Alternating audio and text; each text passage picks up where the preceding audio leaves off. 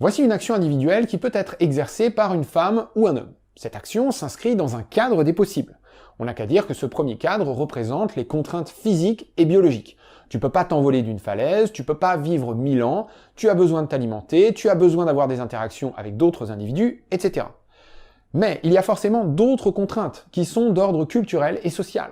Par exemple, il y a tout ce qui est illégal, qu'il est interdit de faire. Ça ne veut pas dire qu'un individu ne peut pas choisir de faire quelque chose d'illégal, mais le fait que ce soit illégal a quand même largement tendance à orienter, voire même à contraindre les décisions individuelles.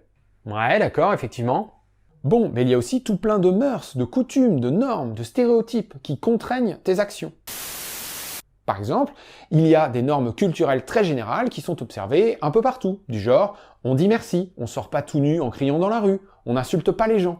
Tu pourrais le faire, mais tu ne le fais pas parce que c'est mal vu, parce que tu veux pas attirer l'attention, peu importe la raison que tu invoques.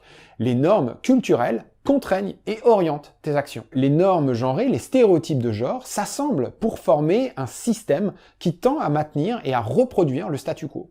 Le système entraîne constamment les femmes vers des actions différentes de celles des hommes. Mais alors, attends une seconde.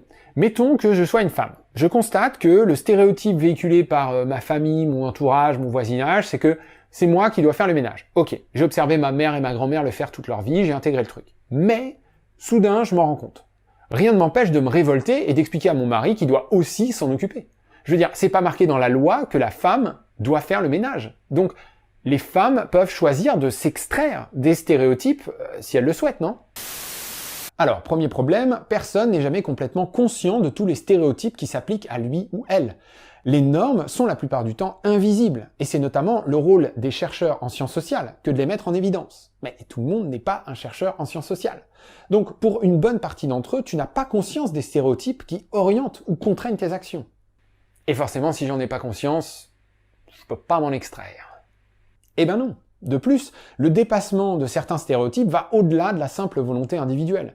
Tu te révoltes vis-à-vis de ton mari parce que tu souhaites que lui aussi fasse le ménage. Il te dit qu'il n'a pas le temps. Pour lui, c'est pas son rôle. Il a d'autres choses plus importantes à faire. Surtout si c'est toi qui es plus souvent à la maison ou que tu rentres plus tôt du travail.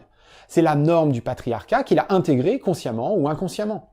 Tu pourrais décider de le quitter, mais il se trouve que tu gagnes pas assez. La norme, la femme s'occupe des enfants, t'a poussé à arrêter ta carrière ou à travailler à temps partiel, donc tu es dépendante de ton mari financièrement. Et puis le quitter pose la question de l'impact d'un divorce sur les enfants, comment le vivront-ils, etc. C'est pas parce qu'une norme n'a rien à voir avec la loi que tout individu est capable de s'en extraire d'une simple décision. On en revient aux stéréotypes qui s'imbriquent entre eux pour former un système qui, même en supposant que les individus en sont conscients, peuvent les empêcher de s'en dégager par de simples choix.